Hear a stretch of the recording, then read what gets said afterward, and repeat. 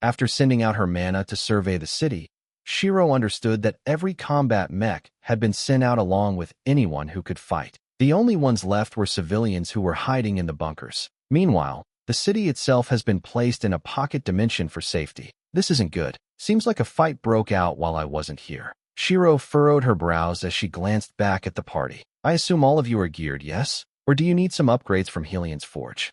She asked with a serious expression. Only I am. Compared to Helian's items, they're still relatively undergeared. Lyrica replied with a frown. Seeing that Shiro had entered serious mode, she knew that this was no time to joke. While she hasn't been in Asharia in a long while, she could tell that the current state of the city should only be seen if there's danger. If everyone else is not present, it means that they're currently fighting. All right, I'll give you a guide that'll take you to Helian's forge. Take whatever you need. Once you're ready, the guide will take you to our location, then you can help out. Lyrica, you follow me. Shiro ordered while snapping her fingers. Next to her, a small mote of light appeared and gestured for Asher and the others to follow it. Once they were out of the room, Shiro opened the windows to the Mage Tower and glanced out towards the city. Swiping her hand, she brought out the system interface. System error. What? Shiro muttered out loud, unable to hide her surprise. While she understood what had transpired in the world of creation that caused the system to be frozen, the same shouldn't have happened in this world. Furrowing her brows, Shiro brought up the city logs to find out what had happened. Without saying a word, Shiro jumped up and tore a hole in space before dashing through. Quickly following behind Shiro, Lyrica wanted to say something but stopped when she saw her expression. The anger in her eyes and the pure rage that Shiro was exuding caused Lyrica to understand that wherever they're flying towards, blood will spill. ####. I had come with the understanding that the brat would be here, but seems like she must have ran with her tail tucked between her legs. A giant laughed while scratching his chin. Shut up. Be glad she isn't here for now, and we can weaken her forces significantly. A woman snapped in annoyance while fending off Helian's attacks. Slamming her hand down, she sent out a wave of force that caused him to stumble back. Catching him quickly, Madison dashed forward. Who the fuck do you think you're touching? She growled in anger as demonic runes appeared around her. Disappearing from her location, she appeared behind the woman and tore off her right arm. However, the arm quickly grew back before grabbing Madison by the throat and slamming her against the ground. Gah! Coughing out a mouthful of blood, Madison tried to tear the arm off her throat, but it was resilient. Scattered around the battlefield, the 7 ancient lords of sin were currently regenerating at a slowed pace. Their bodies had been thoroughly destroyed and struggled to be pieced back together. The rest of the party weren't in a good state either. Nan-Tion was currently clutching ribs that there was a hole in his torso, while Sylvia was trying her best to heal him. If it wasn't for the strange domain that they were dragged into, their combat potential would not be decreased this much. Even with the help of demigods,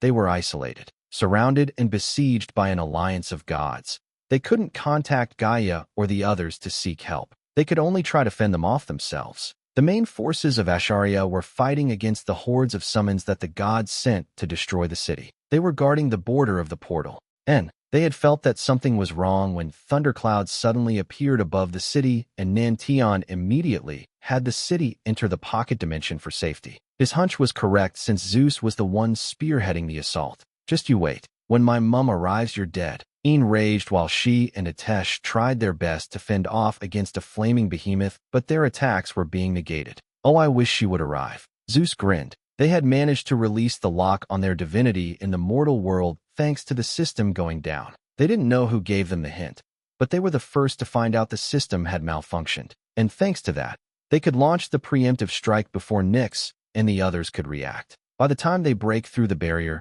the fight should be long over. Oi, Poseidon, didn't you say you wanted to kill this girl yourself? The woman shouted over, and Poseidon glanced back and nodded his head. He was currently fighting against the duo of Li Jian and Koji. Surprisingly, they formed a good pair that could ward off his attacks. However, they were beginning to tire out. Jumping back, he traded opponents with the woman and stood above Madison. I told you, your head was mine. Poseidon narrowed his eyes as he stabbed his trident downwards. However, contrary to what he had expected, he was now looking at the sky. There was indeed a fountain of blood, but it wasn't Madison's. A chill filled his mind as he realized that it was his own head that was severed. Without even saying anything, his vision was blurred. The last thing he saw was a wave of circuits that flooded his mind. Poseidon has been slain. Standing above Madison, Shiro had crushed the head of Poseidon while glaring at Zeus and the other gods in anger. I believe I warned you before, Shiro said coldly as her killing intent radiated out. A deafening silence covered the battlefield as questions filled their minds. How did Shiro enter the barrier that they had set out? Even the other gods couldn't enter with their strength. Has she surpassed the realm of gods? Lyrica, I think you can handle all of them, right? Shiro asked while glancing up. Nodding her head, Lyrica conjured up 2 swords. She was also mad that they attacked and caused Madison and the others to end up in this state. I'm going to have my fun with Zeus. You can deal with the others. Appearing in front of Zeus, Shiro grabbed him by the head and kicked him in the chin, causing him to fly backwards, slamming against the border of the barrier. Before the other gods could back him up, Lyrica cut off their path to Shiro and stabbed her sword down. A myriad of blades erupted from the ground, each radiating a menacing energy that threatened to extinguish their souls. No one is allowed past this point, Lyrica declared coldly as she stared at the group of gods. However, some of them were not convinced. Seeing that they were still trying to get past her, Lyrica narrowed her eyes. A demonstration is in order. Appearing above the gods who tried to run past her with brute force, she cleaved down with her blade, causing the ground to rumble from the force. A spectral energy gathered in the skies before forming the tip of a sword and stabbed towards the god, splitting him in 2. Summoning the wheel of samsara, she grabbed his soul and tore out his essence before extinguishing it. Who's next? You've lived long enough. I'm sure death doesn't scare you. Lyrica narrowed her eyes as she turned her blade towards the next victim. Meanwhile, Zeus was trying to fight back against Shiro, but was completely overwhelmed. He was trying to launch a myriad of attacks, but Shiro deflected them with a swing of her finger. A cyclone of nanobots swirled around her, stopping the attacks and absorbing it as energy. Why isn't the barrier working? You shouldn't be able to use your spells, Zeus shouted out as panic settled in his heart. Indeed, but it only blocks destruction. What about creation? Shiro answered coldly as golden energy radiated from her body. Slamming her hands together, chains erupted out from the ground, locking Zeus in place. Time and time again you have tested my patience. It's about time you stepped down from your throne. Conjuring up a wave of circuits, Shiro implanted them in his body, causing him to scream out in pain. Finding the essence of his divinity, Shiro tore it out without hesitation as Zeus could feel his divine energy fading away rapidly. His body crumbled into ash while Shiro snapped her finger, ensnaring his soul with a chained collar. Shiro glared at him coldly. You will spend an eternity reliving every pain, every punishment, every harm you have given to others. With her spare hand, she created an intricate magic array that sped up his perception of time. In the single instance it takes for him to enter, he will experience everything his victims experienced, but with him as the victim instead. Clasping her hand together, Shiro watched as his mental crumble in a matter of mere moments, unable to withstand even half of the torture he had given to others. Clicking her tongue in disdain, she erased him completely before looking towards the skies. Ikari, have you watched enough? Ikari, have you watched enough? Shiro called out coldly. When she was about to open the barrier to help out Madison, she could sense a pair of eyes locking onto her. Now that she had attained balance, her senses had been enhanced. Even if they were to hide between the fabric of reality, she could sense them. The familiar gaze and energy she could feel caused her blood to boil, but she had to deal with Zeus first. Once she cleared that issue, she'll deal with Ikari. Now that Zeus was no longer an issue, her focus was on her old enemy. Your senses are just as impressive as ever, Ikari muttered while stepping through the cracks of space. Looking at Shiro with a complicated gaze, he wasn't sure what to say to her. Now that the restrictions have been lifted, it wasn't hard for him to arrive in his original body. But therein lies the issue. She could hurt him somehow when he wasn't in his original body. Now that he was here, the odds of death were pretty much guaranteed. But he had to talk to her. He had to do this. It's not hard to sense the gaze of a filthy, backstabbing piece of sh*t. Shiro narrowed her eyes before dashing towards Ikari. Unable to hold herself back, she conjured both Vinri and Iriel, as both creation and destruction energy roared from deep within. Her new core pumping out an obscene amount of mana that seemed to overshadow everything. Everyone who was still conscious could feel the mana on their skin. They didn't even need to send out their senses. Feeling death grip his neck, Ikari widened his eyes in shock. He didn't think she would have gained a new form of energy, one that contradicted everything in this world. Swiping his hand down, a cage of light appeared as he wanted to jump back into the portal. He wanted to fight in more favorable terms if he could. Where the F***CK do you think you're going sh**T head? Shiro shouted out as she activated Iriel's second ability. Effect 2. The enemy is locked in the same realm as you, and they cannot escape by any means. No one can interfere, even Firstborn, as you will be locked in a one-on-one duel. You will siphon 20% of their stats during the duel. Duration, 5 minutes. For the next 5 minutes, Ikari cannot leave. If he wanted to live, he had to survive the 5 minutes of a murderous Shiro. Feeling the strength drain from his body, Ikari gritted his teeth. She could not be reasoned with. Stubborn like always, he squeezed out while summoning his own blade to try to counter Shiro's attack. But the moment he parried, he felt like he was slammed in the face by an unstoppable force. His body was slammed against the ground as his blade was shattered upon impact. Quickly jumping back on his feet, Ikari looked up and saw 2 blades flying towards him. Understanding that he could not parry these attacks, he could only try his best to deflect them. Summoning a spear, he slammed the spearhead into the first sword before ducking and hitting the second sword with the pommel. Feeling a tingle on the back of his neck, he quickly turned around and saw that Shiro was now behind him with the sword in hand. **T. Cursing in his mind, Ikari snapped his finger and a mote of light appeared between them. Exploding in a blinding flash, he quickly teleported away from Shiro and tried to regain his breath. Alpha Beta. He didn't know what kind of power she had obtained, but he felt that even the smallest scratch from the white sword radiating the unfamiliar energy could spell trouble for him. When did you become so proficient in running? I recall you being quite the annoying mother***cur when it came to chasing down people. Shiro taunted coldly as she connected both swords by the pommel with a single chain. Spinning the blades with one hand, nanobots converged in her other hand and formed a hand cannon. Twisting her body, she increased the speed of the blades before launching them at Ikari once more. Aiming her hand cannon at the same time, she fired off several bullets, cutting off his escape route. Widening his eyes at the barrage of bullets and the spinning blade threatening to cleave him in half, Ikari gritted his teeth and activated one of his skills. Stomping his foot down, a tier 8 mana circle erupted from beneath him as several golden barrier appeared in front of him. This was one of his strongest defense skills that he could only use a few times per day. Even with Shiro's strength, he should be able to block a few attacks. However, before he could even finish his thoughts, he watched as the bullets shredded through the barrier like it was nothing. The F***CK? He shouted out in surprise. Before he could jump out of the way, the bullet was already in front of him. Gritting his teeth, he wanted to deflect the bullet when Shiro suddenly traded places with the bullet. Crack. A sudden force collided with his jaw as he could feel his vision blur momentarily. Grabbing the spinning blades that she had thrown earlier, Shiro cleaved Vinri towards him with increased momentum. Unable to dodge this, Ikari could only use up one of his life-saving skills. Watching the sword tear through his body, Shiro understood that this was probably a clone. Standing still, she narrowed her eyes since Ikari had disappeared. However, he was still in the area due to Iriel's skill. Closing her eyes, Shiro placed her hand against the floor as circuits exploded out and dug into the ground. Found you, Shiro muttered, etching out several runes in the air in front of her.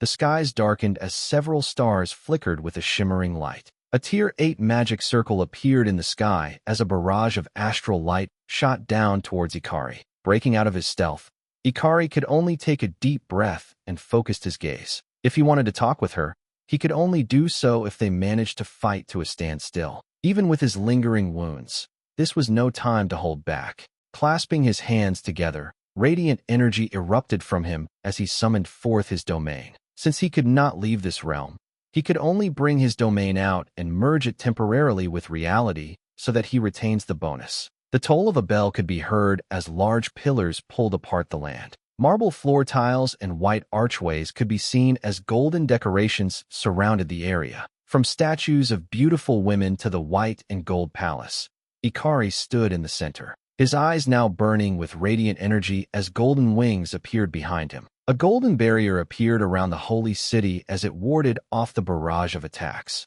Finally mustered up the courage to fight now, have you? Shiro narrowed her eyes. Knowing you, only force will suffice.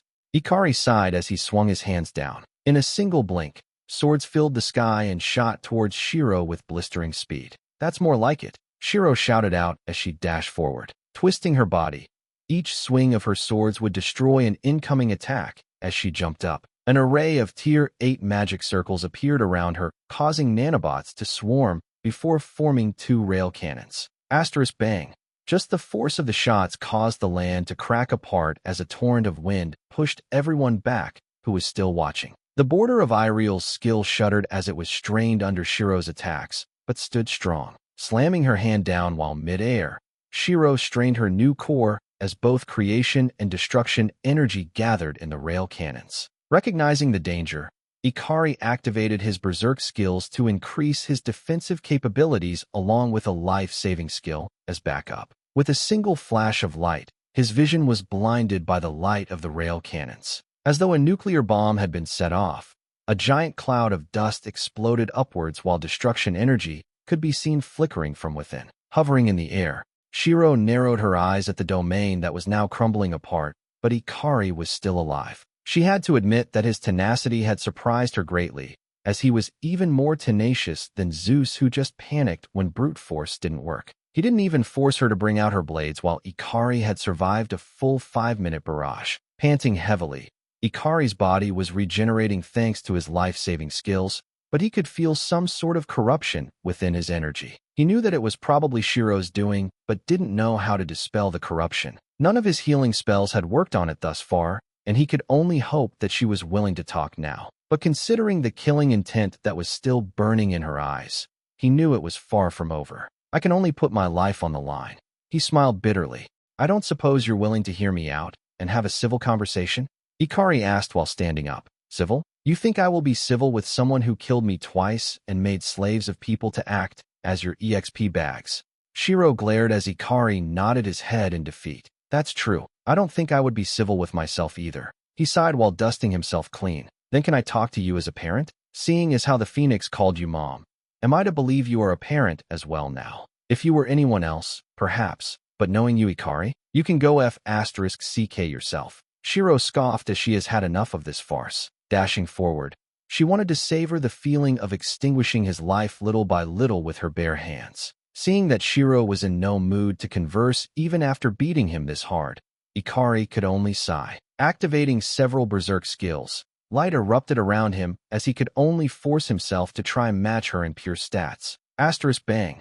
Slamming his body against Shiro, Ikari narrowed his eyes as his form started to shift. His body was now akin to floating pieces of armor connected by a galactic body.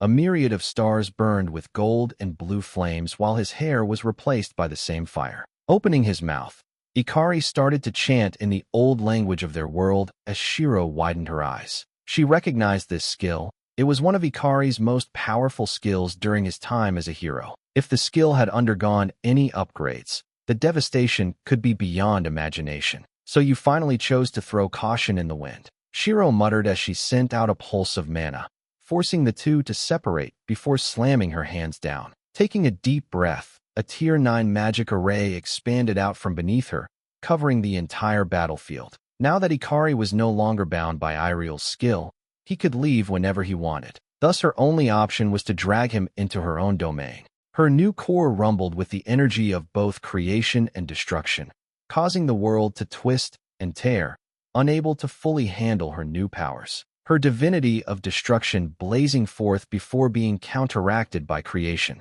Now that she was a being of balance, her new domain will undergo changes to match her new power. Her divinity will also change, but she had already made the necessary adjustments prior to this moment. She had already understood what kind of god she wanted to be. Visualizing the domain was simple, and an image formed in her mind. Behold Oblivion's waking chorus, the call of nihility and the dawn of creation. Ikari proclaimed as the clouds split apart, revealing the dawning sky. A crack spread across the skies before being torn apart by a pair of spectral hands, revealing the cold darkness of the endless space. A deep rumble could be heard resembling the sound of a horn, calling forth the calamity of mankind. The signal of the end. Mana rivaling the levels of Shiro prior to her new ascension exploded out from Ikari as he stabbed down with a greatsword. 3 Tier 8 magic circles erupted from the crack in the sky, stacking upon each other and threatening to upgrade to the next tier, but failed. From within the crack, galactic clouds could be seen, slowly moving before revealing itself to be a giant eye. Moving itself back, the mighty form of a dragon could be seen, its body crafted from densely packed stars and purple flames. Appearing in front of the magic circles, Ikari's form started to shift once more as a halo could be seen behind him. Watching all of this happen, Madison couldn't help but swallow her saliva in anxiousness since she didn't think she could stand against a skill of that caliber even if she had the time to prepare. Wanting to go help Shiro out with her buffs from the 72 demons, she was held back by Lyrica, who had finished dispatching all of the gods. Trust in Shiro, she's got this handled. If she was worried, she would have called for us. Lyrica reassured as Madison nodded her head. Turning her head to where Shiro was, she noticed something strange. Despite the Tier 9 magic circle, nothing was happening. Narrowing his eyes, Ikari fired his skill as a torrent of stars shot out from the mouth of the dragon. The skies burned red with ominous omens as the meteor storm was about to reach Shiro. Hey, this has gone on long enough, Shiro muttered in a low voice as she slowly opened her eyes. As though the seal on her mana had been lifted, an overbearing suppression of energy exploded out, causing everyone to hold their breaths from the pressure. Snapping her finger, the world was suddenly grayed out before disappearing. Without even being able to protest against its destruction, the dragon disappeared within a wave of darkness. The cold grasps of death brushed against their mind as cold sweat dripped down their backs. Everyone within the range was now floating in the dark unknown. They could not see which way was up, nor could they see which was down. Their perception shifted between first and third person, the rules of reality bending with every fleeting second. They could open their mouths, but no sound could be heard. In this realm of nothingness, there was only one sensation, the impending sense of death. Feeling a pair of eyes staring at him, Ikari quickly turned around and saw what was behind him. A looming figure whose body was made from black crystal that seemed to hold every universe within, streaking long white hair with faded edges that seemed to disappear into the world around them. While the only features he could see were the white eyes and eyelashes, he could tell it was Shiro. Behind her, he could see a black hole crafted from a mix of creation and destruction energy. An orb of darkness surrounded by the swirling ribbon's energy, separating this realm in two halves, one with the soothing energy and life force of creation, the other with the cold, brutal blade of destruction. In this moment, Ikari knew, even if he was to use everything, burn his life force to the limit and sacrifice everything he had, he could never compete. In the face of unyielding force, there was only one thing he could do, and that was to prostrate himself in hopes of being allowed to speak. Meanwhile, Nantion, Madison, Lyrica, and everyone else finally got a full glimpse at Shiro's newfound powers and understood she had now surpassed the realm of mortals. Even the gods could not compare now. In front of her, the gods may as well be ants. Before they could notice the world shifting, they were returned to reality as Shiro now stood in front of Ikari, who had planted his head against the ground. Her form still resembled what she looked like within the domain, but the edges of the black crystals slowly broke apart, revealing her standard look. What the F***ck are you doing? Shiro said coldly as rage burned in her eyes. She wanted him to fight until the bitter end, just like she did. She wanted him to fight and understand that death was inevitable while oblivion gripped at his soul, but it was cut short as he bowed down and surrendered. She could only feel her anger rising without stop. Get up, she demanded coldly. I will surrender my life to you. You can do with it as you wish. But please, listen to what I have to say. Ikari begged as Shiro summoned her sword and lashed out in annoyance. Shredding his right arm into pieces, Shiro watched as he refused to get up. Gritting her teeth, she grabbed him by the scruff of his collar and lifted him up, glaring into his eyes to see some semblance of defiance. For even the smallest sign of the will to fight back. But there was nothing, only defeat and resignation. Pathetic, Shiro spat while throwing him against the ground. I have crawled back from the depths of hell, fought against despairing odds, and slaughtered my way up so I can grant you the despair of death. But here you are, prostrating against your enemy. Shiro shouted while kicking him in the face, causing him to tumble back. Coughing up a mouthful of blood, Ikari could feel his vision blurring from the pain, but continued to prostrate towards her. Please, just listen to what I have to say. Ikari begged once more as Shiro stabbed her blade into his leg. Corruption spread throughout his body, but he did not move. Standing in front of him, Shiro could feel her anger reach new heights, but with no outlet. Arg, shouting out with rage, Shiro swung her sword to the side, cleaving apart a deep chasm where the bottom couldn't be seen. Seeing that there was still no reaction from Ikari, Shiro kicked him in the jaw, causing him to fall back before slamming her heel into his chest. Speak your last words. Shiro squeezed out reluctantly as her foot threatened to crush his throat. Taking a moment to catch his breath, Ikari felt grateful that Shiro was willing to hear him out. My daughter, I know you had some interactions with her and that she tried to take your adopted daughter's body. Due to the nature of some of the dungeons, the one you entered was one that could alter the course of reality. It changed the history in which she succeeded in obtaining a compatible body. Her soul's composition is unique and requires a very compatible body, or else it'll degrade and disappear. I want you to save her, please. Ikari sighed as Shiro narrowed her eyes and put pressure on her foot. You realize that I don't owe any of you anything. I would gladly end your daughter's life as well as your own. So in what universe did you think I would accept your request? She asked with a frown. After all, she still had a vendetta against Ikari's daughter, and knowing how Ikari is like, she wouldn't be surprised if the girl turned around and attacked them. I know, I don't deserve your pity, and neither does my daughter because I raised her wrong. And I understand that if the roles had been reversed, I most likely wouldn't have listened either and would have cleaned up the loose ends. Ikari admitted while biting his lip. If he had Shiro pinned beneath his foot and she begged for Lysandra's life, he wouldn't accept and would kill both of them, so one couldn't take revenge. But as a father, I have to try even if it's unlikely. She is my flesh and blood, and I would even give up the world for her safety. Ikari glared back as Shiro was silent. The old Ikari would forsake his family and friends for the world, as he has done many times. But he is a father now. He would forsake the world for his family. What about your mission? What about your goal of stopping me from bringing about the end? Shiro narrowed her eyes. If your envisioned future is one where no life can prosper, there's nothing I can do anyways. But knowing you and how you are from the times we have spent together, that's not what you wish for. Especially now that you have a family you never had, and close friends that won't betray you like I did. So I can trust that you won't bring about the end. You are my worst enemy, as I am to you. But you are the one I trust the most with my daughter's life. Ikari replied with resolve in his eyes.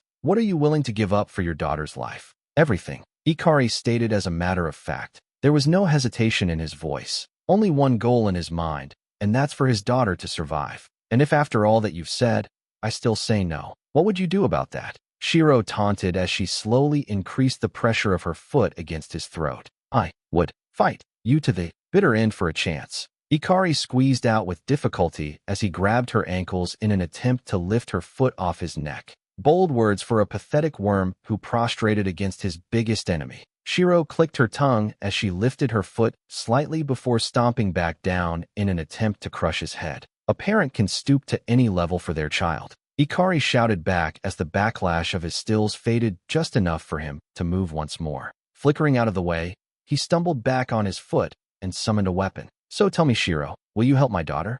He asked while pointing his blade at her. What daughter? Oh, you mean this one? Shiro's lips curled into a sadistic grin as there was a capsule in her hands. Similar to the one that held Isilia's soul, she had created a container while interrogating him and used error to find out where he kept his daughter's soul. Lifting her foot up was just a distraction for him to turn his attention away while she stole the soul. Widening his eyes in disbelief and shock, Ikari realized that his daughter's soul was no longer hidden in a separate domain, recuperating. It was now in Shiro's hands, and she could crush it whenever she wanted. Let go of her, Ikari shouted out while dashing towards her, his eyes bloodshot from panic and fury. That's more like it. Fight for it. Despair for it. Shiro laughed out as she tossed the capsule into the air before slamming her heel against his chest. Grabbing firmly into her foot, Ikari understood that he couldn't damage her body to the point he could cut off her leg. So there was only one choice. Dismissing his defenses, he jammed her foot through his chest, causing Shiro to lose balance momentarily. With Shiro off balance, he stepped back to pull the leg out of his chest before jumping up to catch the capsule. With the capsule now in his hands, he sighed in relief and tried to send it away to safety, but realized that the space had been sealed off. Asterisk bang. A sudden wave of force collided with his head as his body was sent tumbling towards the ground. Protecting the capsule with his body, Ikari managed to activate some barrier spells just before he hit the ground. Laying on the floor, Ikari watched as Shiro walked towards him. Her expression couldn't be seen properly through his blurred vision, but he could tell she was far from happy. He tried to heal the hole in his chest, but the regeneration was slow as blood continued to pour out. What now? You got the capsule, but there's a hole in your chest. What's stopping me from just taking it and destroying her soul permanently? Shiro asked with disdain as Ikari opened his mouth, but choked on his own blood. Forcing himself to barely sit up, Ikari leaned his body against some debris and activated some berserk skills. His aura started to turn red as he tapped into his own life force. Each breath was taken with difficulty, as Ikari could barely hold the capsule properly. Looking at the swirling energy that was his daughter's soul, his lips curled up into a soft smile that Shiro had never seen him do when they were back in their old world. He could feel his end coming. His core had already been damaged by their first fight and hadn't been able to recover properly since. And now there's a strange energy tearing away at his body that he was unable to stop. It was only a matter of time before he disappeared from this world. Tilting his head back, Ikari looked at Shiro and opened his mouth. I trust you, Nitri, he muttered softly before burning every ounce of strength he had to preserve his daughter's soul so that it didn't continue to degrade. It was a temporary measure, as the soul would continue to disappear after a period of time. If it was anyone else, he would die with worry on his mind. But because it was Shiro, he decided to take a gamble. He would gamble the last remaining specks of his vitality to prolong his daughter's soul, long enough for Shiro to come to a decision on what she should do with it. Looking down at Ikari's lifeless body slumped against the wall with the last vestiges of his power funneling into the capsule, Shiro didn't know what to say. She could only stand there with a complicated expression. She hated him. He was the most pathetic piece of sh*t that she had ever known. Someone who she would gladly torture and kill him 1,000,000 times over, and nothing would change her thoughts. He was someone who couldn't care less about other people and saw them as objects. While Shiro continued to stare at Ikari's dead body, she waved her hand and summoned Nimue out from the Mana realm. Take everyone back to Asharia and help the injured. I will catch up shortly, she said without turning around. Understanding that Shiro needed some time to sort out her thoughts, Nimue nodded and left the area. Shiro didn't know how long she stood in the same spot. She wasn't even thinking about the soul in the capsule. She just continued to stare at Ikari's body before taking a deep sigh. Lived as a shit man, died as a father, Shiro muttered. Leaning down, she picked up the soul capsule. It was delicate. The energy that Ikari burned in his last moments couldn't even protect the capsule if someone wanted to crush it. If she decided to put even the smallest amount of force in her hands right now, she would extinguish the soul within. Gritting her teeth, she looked back at Ikari. She understood that he said everything he said in order to sway her, to call out to her merciful side. While there was no mercy for him, he knew she had mercy for others, and he gambled that she had mercy for his daughter. Died as a father, but still a piece of shit to the end. What do you mean you trust me? Shiro spat out in annoyance. But despite her harsh words, she didn't crush the capsule. Looking at the capsule in her hands, Shiro sighed out heavily before making up her mind. She'll do Ikari the favor of saving his daughter. However, she will only live as a normal person. The body will not be able to gain strength. She will not remember anything, and she'll live as a citizen within Asharia. A second chance. If she somehow remembers or decides to stand against her, Shiro will no longer show any mercy. Closing one of her eyes, she activated error and manipulated the codes. Opening the capsule, she watched as the soul slowly floated out and formed into the shape of a woman hugging her knees, oblivious to what had just happened. The fact that her father put everything on the line so that she could get a second chance. Creating a body for her wasn't hard, as she had done so many times before. In fact, it was even easier now due to her new core, giving the soul a fresh state. Shiro snapped her finger and created a newborn's body. A quick glance of the code told her everything she needed to know about the issue regarding compatibility with the body. Since she was Aria's child, her soul has gained the effects of creation while she was in the world of destruction. Only a unique instance like Lysandra could host her soul. The new body will be a balance of creation and destruction, so there will be no rejection from the soul. Shiro thought to herself. Imbuing the body with the soul, she watched as the soul was able to merge perfectly with the new body as she had expected. Thinking to herself for a brief moment, Shiro placed a tag on the baby clothes she had made for the child. Since I'm giving you a fresh start, you will gain a new name. Your new name shall be Karen, taken partly from your father's name. I hope you don't squander the mercy I'm showing you. Shiro sighed before opening a portal to Asharia. She will send Karen to an orphanage that she had set up within Asharia in hopes that a kind family will take her in. Stepping through the portal, Shiro arrived at her destination and placed Karen in an empty basket before setting her down in front of the orphanage. The owner of the orphanage should be returning soon, so it wouldn't take long for her to be found. Thinking about it for a moment, Shiro decided it was probably best to leave her a keepsake of her father. She remembers that back in their old world, Ikari treasured a locket from his family. Making the same locket from her memory, Shiro etched the words Karen on the back and placed it in the same basket.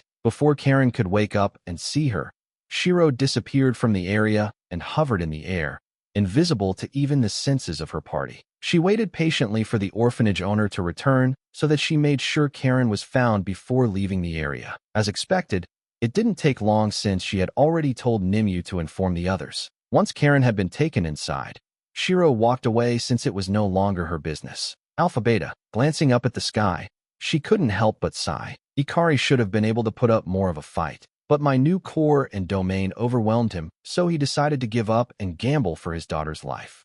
Shiro thought to herself as she had grown to the point where her nemesis was an ant in front of her, unable to retaliate, and could only beg. In search of strength, she didn't think about the loneliness that came with it. When you're strong to the point that even your worst enemy could no longer pose a threat, it was no exaggeration to say that she could now do whatever they want in this world. In the world of destruction, nothing could go against her. The only one who's stronger, that she knows of, is the unknown third party that's watching her every move. Even back in their own world, when Shiro was the strongest, she didn't feel loneliness like this. After all, there were still gods that were stronger than her. Even gods are but children in front of me. A single swing of my hands is all it takes to dispatch them. Shiro laughed. Her laugh was hollow and lacked the joy she experienced in fighting long ago. I guess I should hold back a little, or should I keep getting stronger? She thought to herself. She would rather be strong enough to face the third party when they appear, but at the rate that things were going,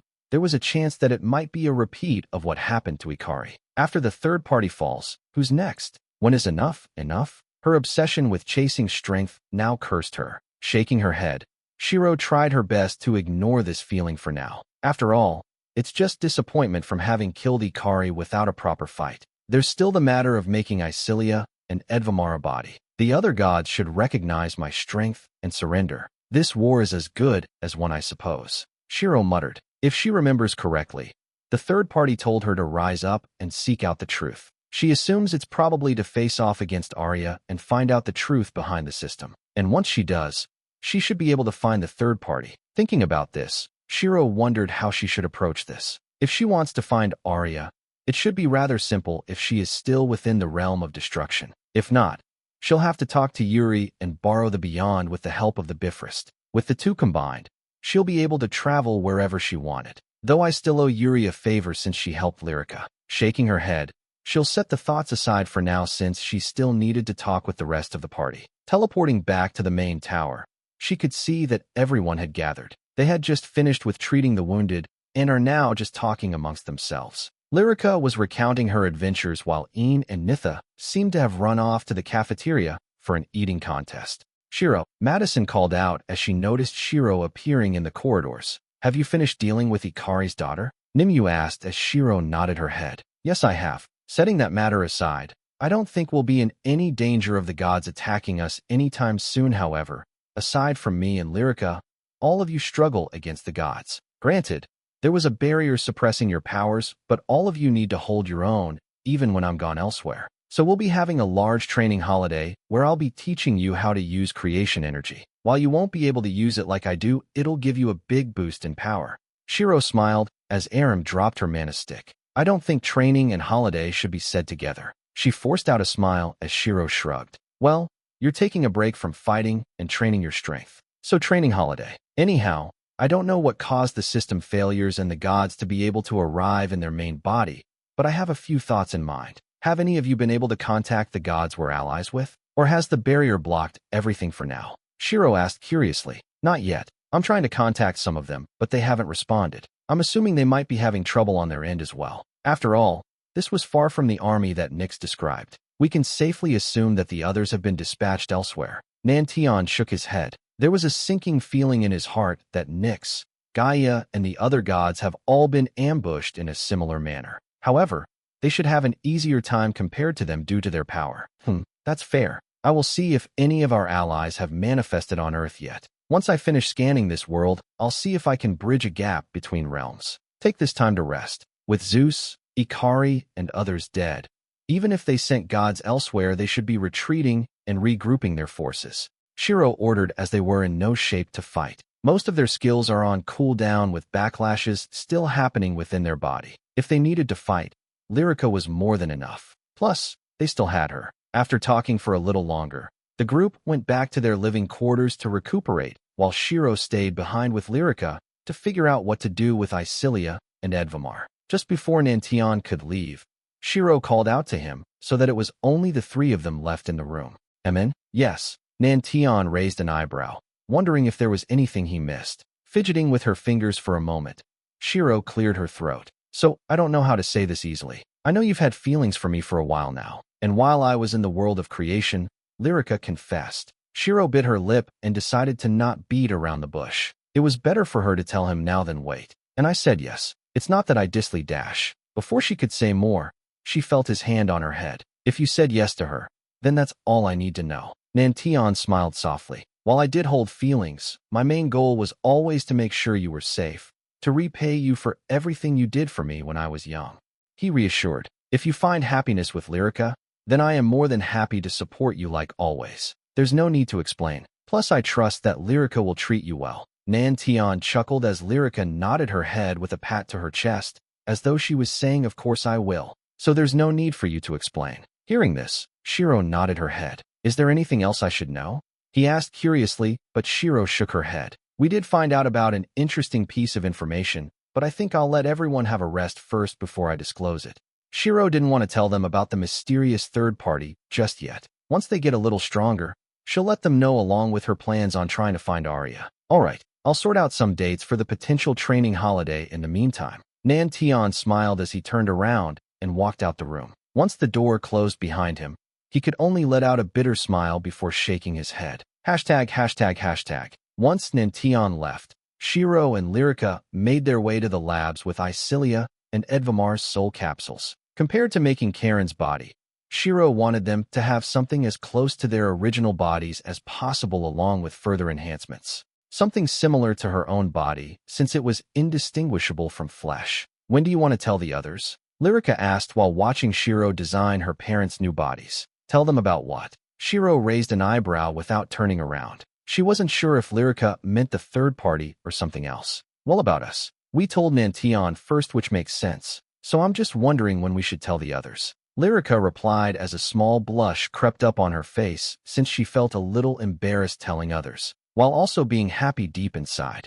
We can probably tell them tomorrow once I finish making your parents' bodies. Flicking her finger, she cleared up a part of the room and created 2 surgery tables to place the bodies. And after that I suppose I'll have to talk with Icilia regarding us as well. Shiro muttered, knowing it was going to be an awkward talk. While Icilia has voiced her support before, it still doesn't make it any less weird considering they were like sisters, and now Shiro's dating Icilia's daughter. That's true. Lyrica nodded while she kicked her feet back and forth. She was currently sitting on the table on the side, while looking out the window at Asharia. Waving her hand, Shiro extracted some creation energy and placed it within the new bodies. They had miniature versions of Shiro's new core, but adjusted so that Icilia and Edvamar could handle it with their souls. It was still mainly destruction energy within, but the new source of creation energy will serve as protection. I think that should be everything. Their bodies are now stronger than before and can function as normal. They should be able to gain EXP and level up as normal if the system wasn't malfunctioning. All that's left now is their souls. Bringing out the capsules, Shiro handled it with care as she slowly extracted their souls, making sure that any damage they had sustained was healed up without issue. She inserted their souls into the new vessel. Silence ensued as Shiro bit her lips nervously. Even though she was sure she had everything set up properly, this was still her best friend's life at stake. HNG. Hearing a soft groan, Shiro sighed in relief as Icilia slowly opened her eyes before shielding them from the light. What happened? She asked in confusion as the last thing she could remember is being taken away by the watchman. You missed a lot of things, but there's no rush. How are you feeling? Shiro wanted to know how Icilia felt about her new body. If there was any discomfort, she'd fix it. I'm feeling a little tired. But aside from that, I feel weird since there's a strange energy inside me. Icilia furrowed her brows as this was very different from her old body. Hearing this, Shiro sighed in relief since this was rather standard. Icilia will get used to the new body soon enough. Turning her head, Icilia could see the anxious Lyrica wanting to hug her, but stopping herself since Icilia had just woken up. Seeing this, Icilia smiled softly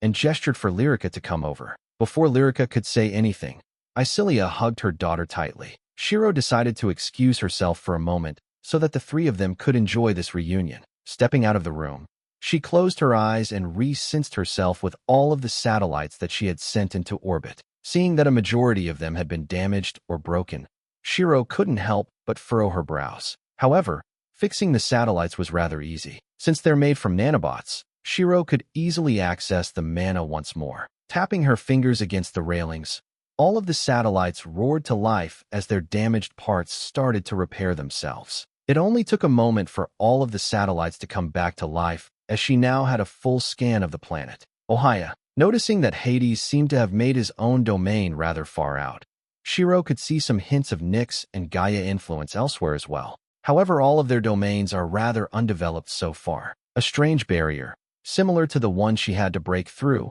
were also present. There's a few queens that seem to be observing the situation but not doing anything to join the fights, though that makes sense considering the enemies are gods. Thinking about it for a moment, Shiro decided to snap her fingers. Rail cannons formed on every single satellite as she aimed for the barriers. She won't help out more than necessary since she was sure that Hades and the others could handle themselves in a fight. She just needed to get rid of the barrier that was holding them back. Watching the myriad of Tier 9 magic circles forming on every satellite, Shiro couldn't help but chuckle since this would have been an unimaginable feat for her. Even 100 Shiros wouldn't be able to defeat her in her current state. Ignoring technique execution as well as combat senses, she could simply overwhelm the enemy with pure brute force. That's how strong the new core made her. She had an idea on why this was the case. After all, as the firstborn of destruction, she had the strongest source of destruction energy in the world after chaos. To balance this, and to make the new core, she needed an equal amount of creation energy. Now that she had both, she was most likely on par, or just below chaos. With all of the rail cannons charged and ready, Shiro flicked her finger, firing all of them simultaneously. ####. Healing everyone with her spells. Gaia furrowed her brows as the onslaught wasn't stopping. She didn't know why, but a majority of her high-tier spells seemed to have been sealed. She wasn't here in her true form either since she was in the middle of constructing her domain. However, the gods that were attacking her weren't restrained by this. They had descended with all of their power and more thanks to this strange barrier, and she couldn't even call for help. Guess this is the end. Gaia sighed as her mana was running out. This was as much as she could do. All that's left was to watch her domain get destroyed. But before she could embrace despair, she sensed an overwhelming source of energy descending from above. Crack bang. Unable to hold back this energy for even a second, the barrier shattered apart as a pillar of light crashed down, killing a god that was unfortunate enough to be beneath the source. Feeling her divinity returning, Gaia recognized the familiar energy within the light. Seems like Shiro's back. Gaia grinned happily as a new source of energy filled her body. Despite the system malfunction, a panel appeared in front of her. You're welcome for the buff and help. Shiro, seeing the thumbs-up emote of Shiro next to her side name, Gaia couldn't help but laugh. Well, if Shiro's helping out, I can lose here. She narrowed her eyes as her energy surged to new heights. Feeling an unfamiliar source of energy within her body, Gaia wanted to test it out as soon as possible. Plus, it was a gift from Shiro, so it was only natural that it'll be something beyond normal logic. Tapping into the new source of power, she could feel it resonate with her own divinity. Slamming her hand down, a Tier 9 magic circle appeared beneath her as vines erupted out, changing the landscape into a forest of her command. Her eyes lit up in excitement as she noticed that the vines had been fused with nanobots. Shiro, do you have any blueprints for me to use? Gaia shouted out as her heart pounded with adrenaline. While she couldn't create blueprints in her mind like Shiro could and make the most out of the nanobots, if Shiro was to create a blueprint for her, then there would be no issues. Naturally, Shiro heard Gaia's request and couldn't help but chuckle. Since she did promise a mech before, this is the time for her to respond in kind. Waving her fingers, the nanobots around Gaia started to converge towards her position as robotic parts started to form around her. Armor plating colored a lush green and white appeared as Gaia's mech slowly revealed itself. With Gaia now in the cockpit, she could see a tiny hologram of Shiro on the desk. Sup, I'll be guiding you through the mech controls. I have simplified them for you so that you can enjoy yourself fully. To your left you can see all of the features. To your right you can see your weapons. I have linked your sensory to the mech so that it essentially feels like you're fighting out there.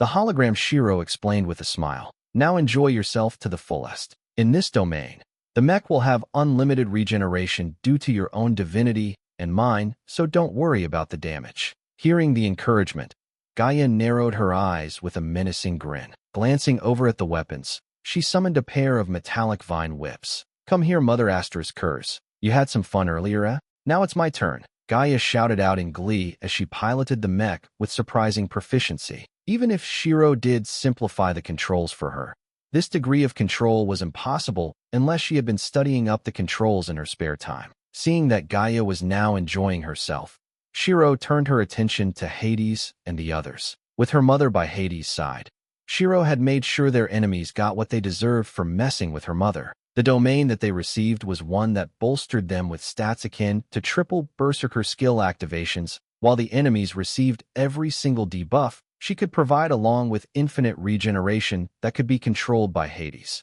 That way, they could prolong their suffering. Seems like you're having fun. Isilia's voice rang out as Shiro turned her attention towards her. Well, to a certain degree. Just watching everyone enjoy the buffs I'm sending their way. Shiro chuckled. I take it that you've caught up to date with what happened from Lyrica?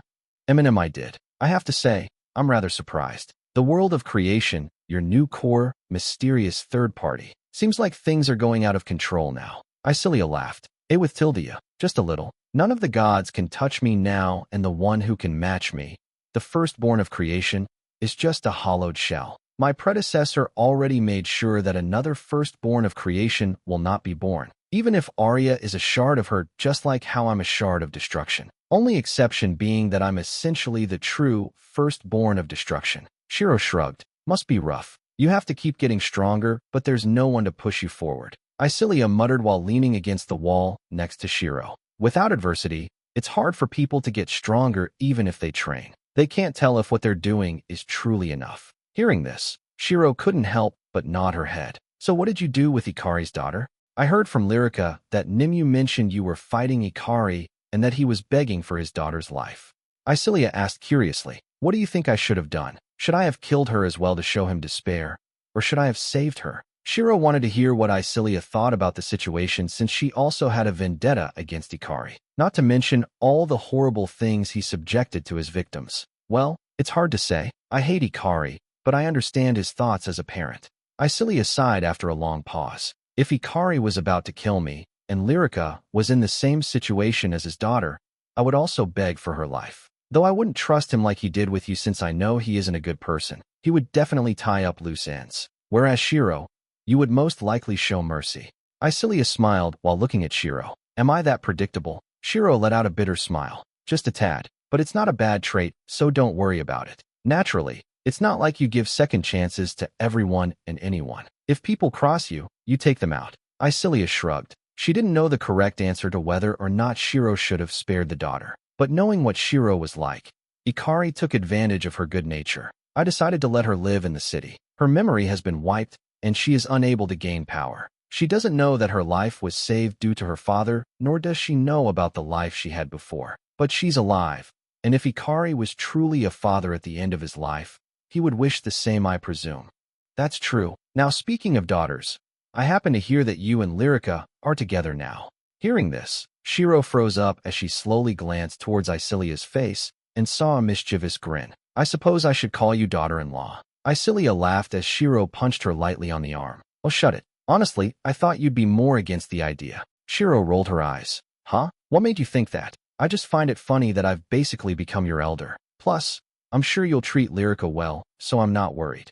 Isilia smiled. Though I thought that you had a thing with Nantion, no? I do hope that you're not dating Lyrica out of pity, because as your friend and Lyrica's mother, I'd have to hit you if you are. She asked curiously as Shiro shook her head. Of course I'm not. What kind of person do you think I am? It's just that the only thing really holding me back from Lyrica was that she's your daughter and that I thought she was just in love with me due to being dependent. For Nintion, I do have feelings for him that I can't deny. But seeing as how Lyrica decided to confess even after all that time away, I decided to let the feelings grow, I suppose. Plus, ever heard of never sail on two boats?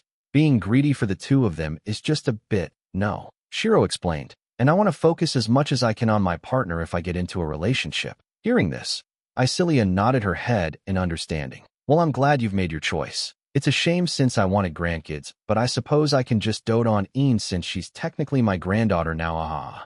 Isilia laughed. You're getting ahead of yourself a bit too much, dumbass. Shiro couldn't help but roll her eyes at how Isilia was acting. Plus, she had some extra knowledge from the future. She had ways of making things possible between her and Lyrica so that they could have a biological child, but Isilia doesn't need to know about that for now. It would be extremely weird, even for Shiro, to go up to Isilia and say, "Oh, don't worry, I can conceive a child with your daughter."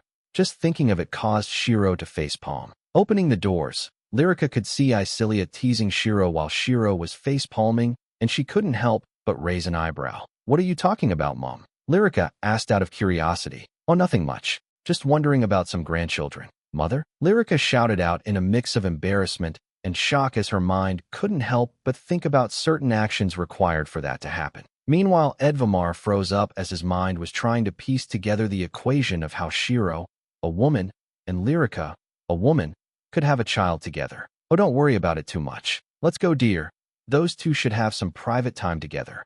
Isilia laughed as she grabbed Edvamar's arm and led him away. Shiro and Lyrica could only stand there in awkwardness as both were blushing from the implications.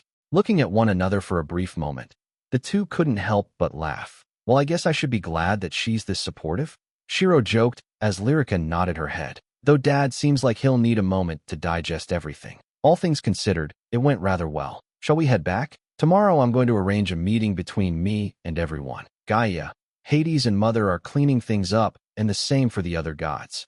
Shiro nodded her head. Since the system was down right now, it was a little difficult to communicate with everyone. However, with some slight adjustments, Shiro could try to reboot the system, though she doesn't know how successful it'll be. I'll need to take a trip to the realm of gods if I want to find Arya. Since she knows that Arya is now a fragment of the firstborn of creation, Shiro wanted to know what Arya knows. Perhaps she had memories of why the original firstborn of destruction wanted to end everything. The truth behind the third party. While they were making their way back to their room, Lyrica decided to grab Shiro's hand while looking away out of embarrassment, causing Shiro to chuckle. Meanwhile, Een, who was eating in the cafeteria with Nitha, suddenly sat up straight. The piece of meat in her hands dropped on the table as she narrowed her eyes. Wait a second, she muttered softly. If you're full, you can just tell me. I'll eat the rest. Nitha shrugged as she tried to take Yin's share of food. Hell no, I just sensed something weird, that's all. Addie, did you sense that too?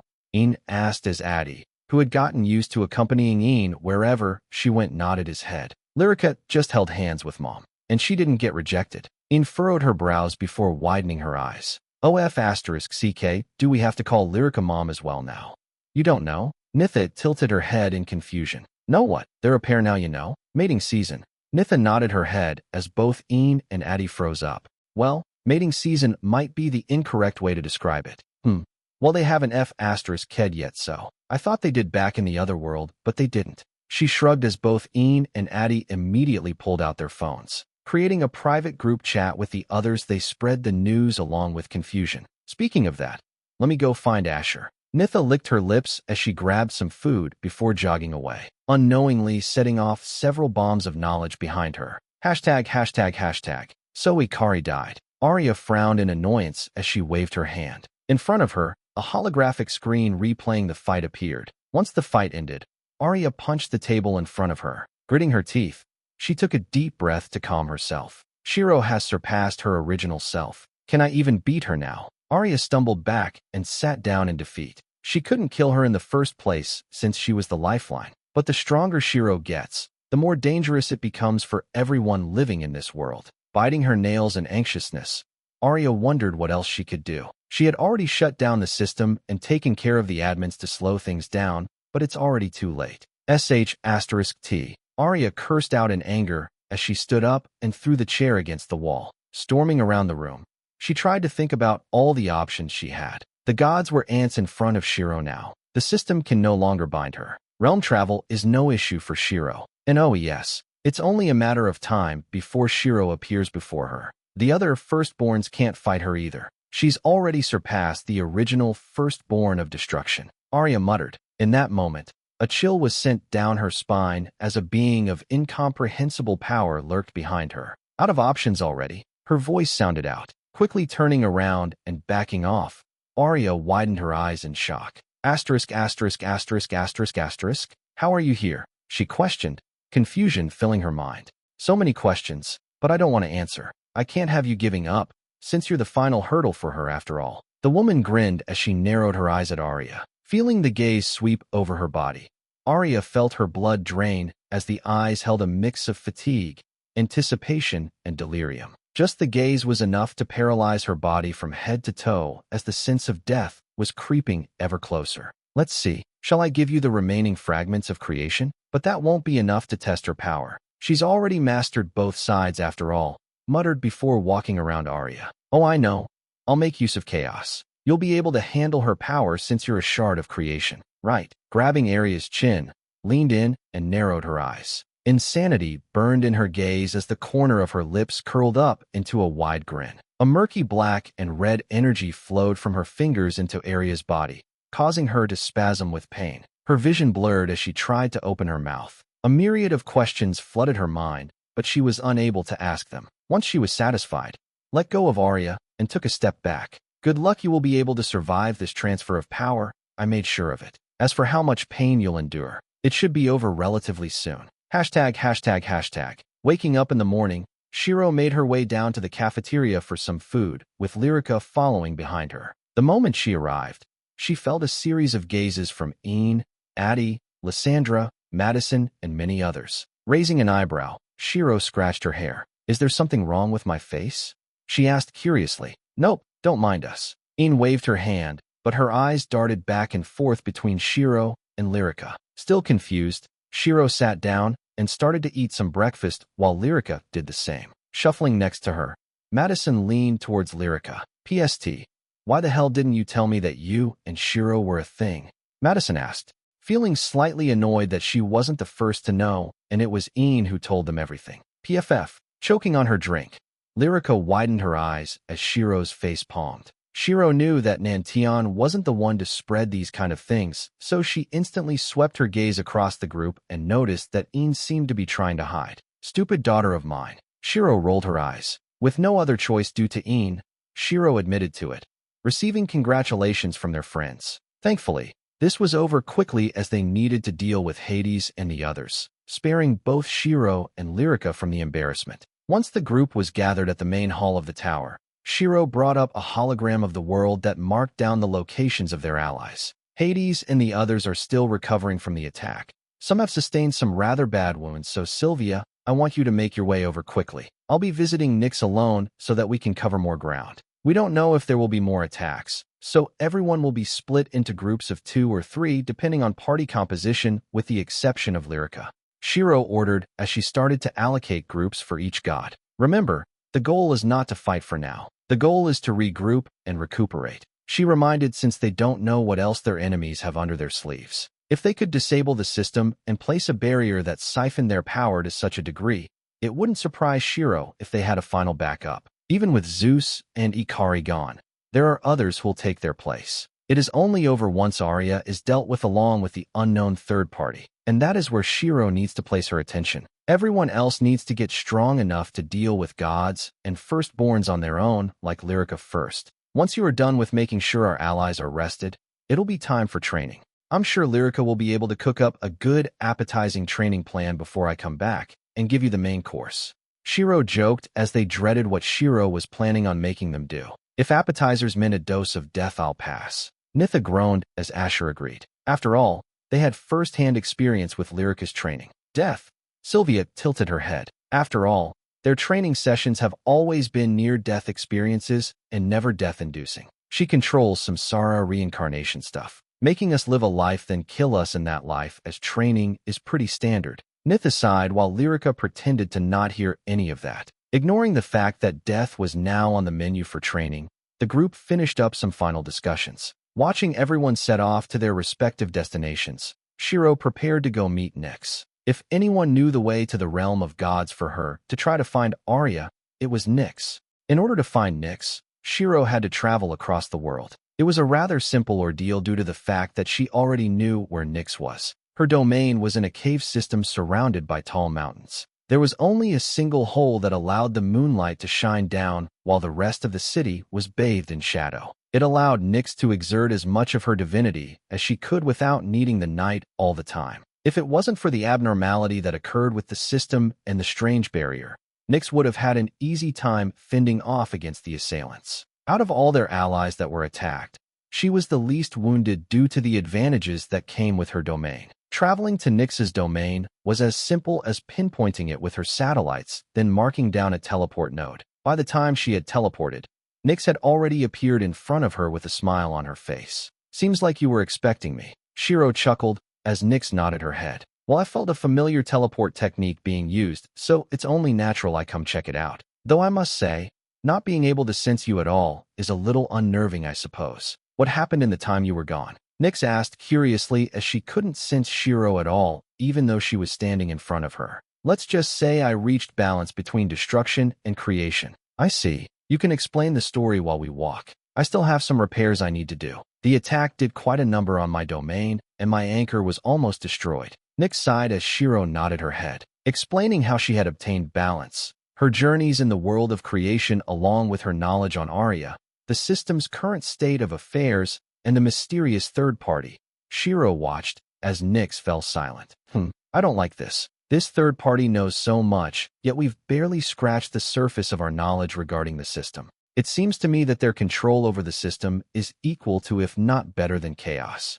Nyx scratched her head before flicking her finger. "However, this might be good for us. If the system is down for an unknown reason, we might be able to talk more freely. I doubt the third party will be as strict as the system when it comes to censoring our conversations. The only thing to keep in mind is that they don't want us to discuss their identity or information around them until you find it out naturally with your own two eyes."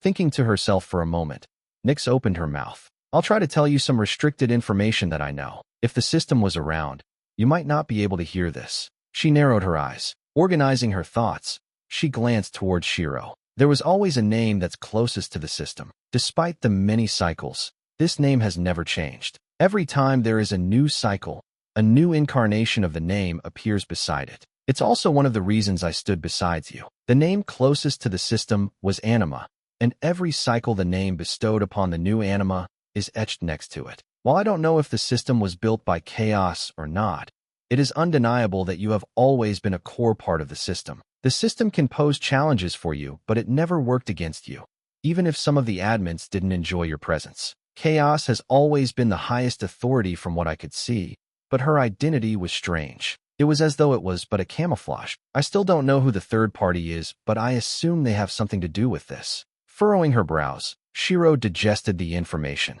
"I'm guessing from your reaction, none of it was censored." Nyx smiled as Shiro nodded her head. "So you're telling me my name has always been in the system? Even the current one?" "Indeed, but I only came across it through sheer luck. This information shouldn't be normally accessible. I was trying to find the same terminal that I saw a few times, but I couldn't find it anymore afterwards. So I assume I was never meant to find it. Either that or it was arranged for me to find it once and never again." Nyx shrugged. What role does the firstborn of destruction hold that's so important for the system? Enough to the point where it's valued above the firstborn of creation. In all of my memories and knowledge, it seems as though the firstborn of destruction is in the center of everything that happens. The Great War in the past, the cycles of the present, and even the events of the system in the future. Shiro sighed. She didn't know what the universe had in store for her, nor does she know why the mysterious third party wanted to meet her properly. So many questions, but so little answers. She needed answers fast, and the only way she imagined herself finding answers was through Arya, as well as the system. She needs to find the origin of the system and Arya. "Nyx, do you have a way to go back to the God Realm? I want to see if I can find Arya to get some answers." Shiro asked curiously. "A way back to the God Realm? Most of the portals are already closing since we're reaching the merging point where this planet becomes the sole planet for gods, demons, and humans alike. If you're looking for a path, there are a few, but they're disappearing one after the other. Once the last one has been sealed, the god realm will be reduced to nothing, so we'll need to work fast. Nyx smiled as she waved her hand and took out an item. Omicron. It was an iridescent blue crystal that flickered with a purple and pink glow. It's something I received from an old friend of mine. I heard that you owe her a favor as well. She'll be able to open a path back to the god realm for you, and you can also see what she needs you for. Hearing this, Shiro raised an eyebrow. You're friends with Yuri? Yep. I occasionally borrow her power to go to different worlds, as well as set up instances for dungeons. Nyx shrugged. A surge of mana converged towards her hand as a spectral figure appeared in front of her. The figure was slightly taller than Shiro had her hair tied up in a ponytail at this moment in time. Opening her eyes, she looked at Nyx before glancing at Shiro. Furrowing her brow in confusion, she opened her mouth. Can I assume that you're calling me right now to borrow the beyond again? Bingo that, and since I am borrowing your realm for Shiro, she's also here to repay your favor. Nyx smiled and gave her a small thumbs up. I see. All right, let's deal with the favor right now since I'm a little busy. I was going to contact you soon anyways, but talking to you now does make things easier for me. Here, take this portal and you'll reach where I am. Waving her hand, the space next to her ripped apart as a new portal to the beyond was established. Well, let's go. No reason to delay things. Nyx nodded her head and stepped through without any hesitation. Seeing this, Shiro decided to follow. When the light cleared up, Shiro found herself on a floating island within the beyond. The skies were a swirl of blue and purple energy with several holes appearing across the sky. Next to her was Nyx, who had a serious expression on her face. Seems like there's no issue with making portals. A soft voice rang out as they turned towards the source and saw Yuri standing there with a Tier 8 magic array surrounding her. What's going on? I've never seen the beyond this unstable before. Nyx asked with a frown while jogging over. Using some of her own mana, she assisted Yuri in stabilizing the realm. The system, it helped maintain the different worlds and dungeons to avoid it from clashing. But now that it's out of commission, they're being drawn towards the beyond. I'm holding them back right now, and there's no problems just yet, but I don't see a situation where this slows down, I'll be honest. Yuri frowned as she set up a new array, allowing the stabilization of the realm to be autonomous for now. If I remember correctly, you said you'll do me a favor as long as it doesn't cross your bottom line, right? Yuri asked as Shiro nodded. Then I need you to do your job as a destroyer and destroy some of these worlds and dungeons. They're getting out of hand. Wait, you need me to destroy these dungeons and worlds? Shiro asked with a frown on her face. Usually the role of the firstborn of destruction is to cull worlds so that the firstborn of creation doesn't overflow the universe with worlds. But with both roles being absent and a fake proxy being made for creation, the speed of which worlds are being created outweighs the speed of destruction. Yuri explained as she snapped her finger. What should have happened when you awakened as the firstborn was that your aura would naturally cull some of the worlds without you doing anything. Just as she said this, she showed a holographic video of worlds disintegrating. Next to the video showed Shiro during her awakening. Naturally, you put a stop to this awakening since you couldn't control it. But in doing so, the destruction of these worlds was also halted, leaving them in a state of limbo. With the destruction being placed on a limbo, more and more dungeons were being made along with new worlds. And now it's overflowing. I suppose you can say it's reached full capacity, and they're trying to merge with the main world to reduce the space they take. Yuri shrugged, showing them a box with tiny orbs representing the worlds. They were slowly merging with the large orb in the center, while more orbs were being made. So I need you to cull these worlds, Yuri said coldly. Furrowing her brows, Shiro was a little conflicted since all of these worlds had their own people, their own culture. If you decide to not cull them, the main world will be the one to suffer. So if you decide to not cull them, I can stop what I am doing right now and not use my energy. Taking a deep breath, Shiro closed her eyes. Compared to the safety of her friends and her people in this world, the other dungeons and worlds hold no importance for her. I'll do it. I'll destroy the planets. Tell me how many I need to destroy. Shiro asked as her eyes were resolved.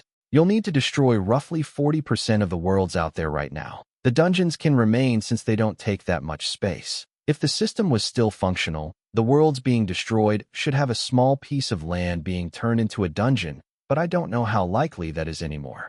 Hearing this, Shiro nodded her head. Taking a step forward, she channeled her destruction energy. She wasn't going to hesitate. All she could do was apologize for their loss, as it was her choice, and her choice was to prioritize her friends and family. A black and red energy surged around her body, as both Yuri and Nyx quickly took a step back. They could recognize the energy as the most primordial form of destruction. I suppose I'm allowed to use your realm as I see fit to destroy these worlds, yes? Shiro asked as Yuri nodded her head. Snapping her finger, a myriad of circuits exploded out from her hand and burrowed deep into the ground of the beyond. Her vision blurred with lines upon lines of code flooding her vision. Each code held information on the paths leading to the different worlds. The worlds that are already on the verge of being destroyed from when I awakened should be destroyed fully. The new planets should also be culled. She thought to herself. Her goal was to destroy the worlds that are freshly created along with the worlds that are close to destruction, so that she could preserve the worlds in the center. If I was to brute force this, even with my power, it'll be unfeasible. I need a more efficient method of destroying these worlds. Thinking to herself for a moment, Shiro took a deep breath. Error. Yes, mother. If I were to delete the origin point of the world, what would happen to the rest? She remembered the experiments she had conducted with error and knew that editing the code would lead to the destabilization of the object in question. But to destabilize a world was very difficult, so the most optimal way of doing it would be to target the starting point. If you were to erase the starting point, the code will unravel itself and be destroyed from the inside out. In terms of the effect on the plane dash, you don't need to tell me what the people experience. Just let me know if the world will be erased properly or not. Shiro sighed. Very well. If you target the source, the world will be erased completely with no signs of ever having existed. All right. Help me with setting up a termination program that erases the sources of worlds. I'll have it target the worlds I want to erase. Understood. A vast amount of mana exploded forth from Shiro as the entire realm of the beyond started to twist and morph. Red circuits spread across the azure skies, causing Yuri to furrow her brows since she could feel her control waning.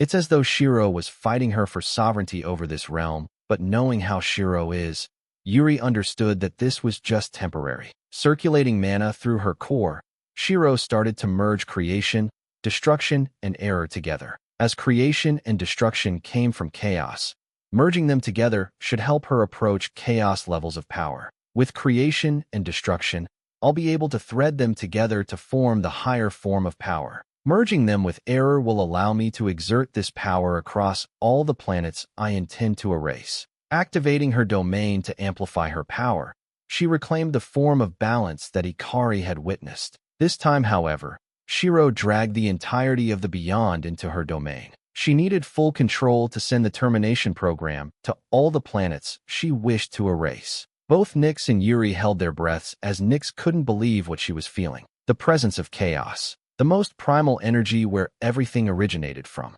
Perhaps it was possible because Shiro mastered both destruction and creation, but the sheer thought of Shiro being on the same level as chaos was beyond anything Nyx thought possible. It was no exaggeration to say that if Shiro wanted to replace chaos' role in the universe, it is entirely within the realm of possibility. With access to the myriad of worlds in this universe, Shiro took a deep breath as chaotic energy flowed through her hands. I'm sorry. Clenching her hand into a fist, thousands of termination programs were set off as codes started to unravel, erasing the history of these worlds. With Shiro's senses observing all of the worlds, she could see the destruction her actions brought forth. The wretched expressions of those still living, seeing their bodies being shredded to pieces while the world follows their demise. The horror of a mother seeing her child cry out for help as their body is shredded apart. The screams of the innocent, and the curses of the oracles who foreseen their demise at the hands of the great destroyer asking a single question. Why? Gritting her teeth, Shiro did not avert her gaze. She could not, should not look away from what she had caused. This was her choice, and she had to live with it. As the final world disappeared without a trace, silence returned to the universe. The holes within the beyond started to close as the worlds no longer needed to merge with the main world. Dismissing her domain, Shiro returned the authority back to Yuri. It is done. Shiro spoke with a heavy heart. She had wondered what her strength was for after she killed Ikari and what lies beyond finding out the truth and the conflict with the third party. But this had made it clear for her. She wanted this power so that she could be the one to choose. She needed to be the one to choose the course of destruction so that she could keep her people safe. If she wasn't strong enough, she'll be among the crowd of those who could only watch their world being erased without a chance to protest or fight back. And thus, she strived to be the strongest. I believe I have repaid the favor I owe you, Shiro asked as Yuri nodded her head. Indeed, we are now even. With that out of the way, I believe you still have use of my realm, yes? Nyx didn't bring you here just to help me after all. So how can I help you too? Yuri asked as Nyx took a step forward. We're just wondering if it's possible for you to open a path back to the realm of gods while keeping it open for our return. We're looking for a specific person who resides there for answers. Nyx smiled as Yuri thought to herself for a moment. It's possible, but as you know, the realm of gods will soon be erased as well. I don't doubt your capabilities, but you should make the visit quick. Holding off the erasure of a world to keep a path open is possible until the very last moment, but the realm will continuously shrink during that time. If you were to be caught in the erasure, then there's nothing I can do.